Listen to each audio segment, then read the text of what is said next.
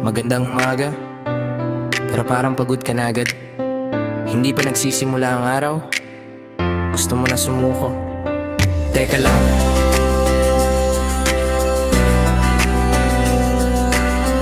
hinga muna tayo. Yeah. Gigising ka, pasan agad ang mundo.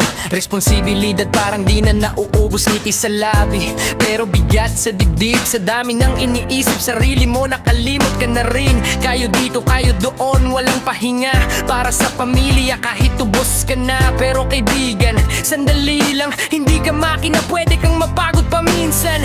Di ka nag-iisa sa laban na to, marami rin ang tahimik lang na lumalaban dito. Kaya wag mong isipin na ikaw lang ang talo, huminga ka lang, di ka pa tapos sa kwento mo.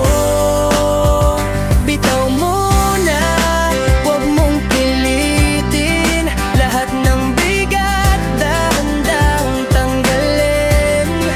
Hindi mo kailangan dalhin mag-isa, may bukas pa. Kapit ka lang, kaya pa. Hinga muna, saglit lang naman, di ka talo kung napagod ka lang. Iyak mo, ilabas mo lahat, paghanda ka na, laban ulit agad. May mga walang makain sa araw-araw, may iba walang tahanan, walang matakbuhan. Pero heto ka, humihinga pa rin, may pag-asa pa kahit gaano kahirap din. Hindi bawal mangarap, hindi rin mali, basta marunong kang makontento kahit sandali. Buhay parang alon, taas baba, pero di ka lulubog kung lalaban ka. Walang permanente, lahat lilipas, kahit sakit na yan mawawala rin sa wakas. Kaya habang may oras ka pa, sulitin mo na bawat hinga, bawat saya.